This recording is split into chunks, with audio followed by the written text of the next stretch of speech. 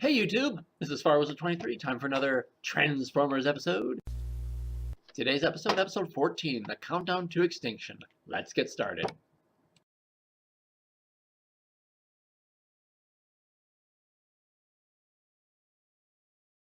Okay, let's talk about countdown to extinction. We get these explanations that Megatron left the world in ruins, with bringing Cybertron close to the planet. But then with an explosion, they moved Cybertron away. And I'm like, it did look like there was really a lot of destruction in the previous episode, and we don't really see anything after that. We see some of the Autobots fixing stuff up and putting it all back together. And the Decepticons we see are arguing amongst themselves at the base over, we gotta fix this, we gotta fix this. Oh, you're not in charge. And they're fighting and bashing each other around. Megatron shows up, and they're like, we thought you were gone. And we already, as the audience, knew he was fine, so that's not a big surprise. I want Dr. Arkville. And where is Starscream? And they don't know where they are. Well, Laserbeak overheard a conversation between the two of them where they're going to the Dr. Arkville's secret lab. The Autobots fix up Teletron 1, and they track the Decepticons flying, because they're trying to find that secret lab. Starscream gets Dr. Arkville there. Arkville uses a secret password to open up the dome, which he calls very original. It's like, I mean, the greatest scientist in the world, open sesame. And Starscream's like, oh, how original. And he has an exponential generator which he can use to create infinite energy. This is Dr. Arkville's, his pride and joy. And Starscream's like, he rigs up a device that is going to cause it to explode, and he wants to be on Cybertron when that happens, so that way he can collect all the energy, which will be infinite. Arkville is horrified at this prospect. The Autobots fight Megatron in their little group, and Megatron leaves because these Autobots are too hero-programmed to quit. Okay. We're going to put that on the same level as in the Teenage Mutant Ninja Turtle cartoon when Donatello's fighting the robots with Shredder at the very first arc of the show. He's like, turtles, fight with honor! We're going to kind of put that on the same level. It's a really stupid line. Starscream arrives on Cybertron with Dr. Arkville and shows Shockwave the Decepticon decal. I am the leader of the Decepticons. Megatron has been destroyed. Listen to me.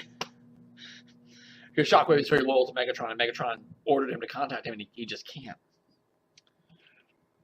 And it says, you are not to contact Earth at all.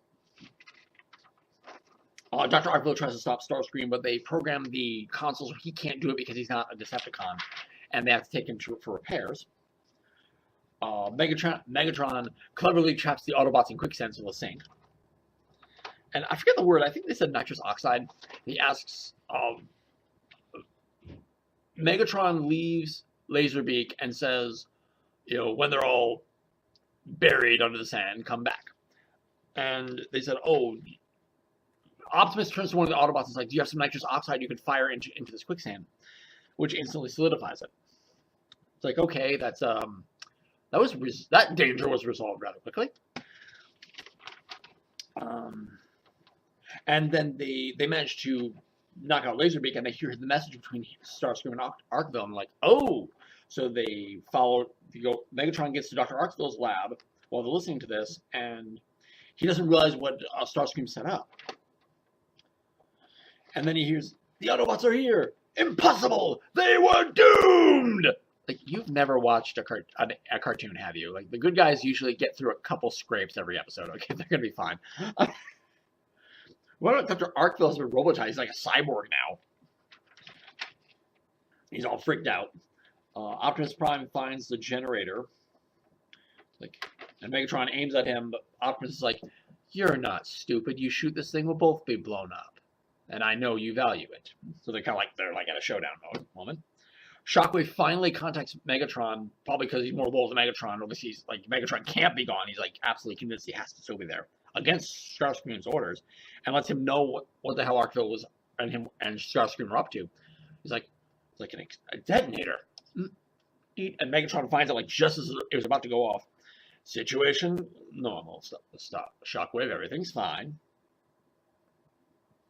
Dr. Arkville, Shockwave, Starscream and Arkville are arguing that the bomb should have already gone off at this point and the energy should be coming.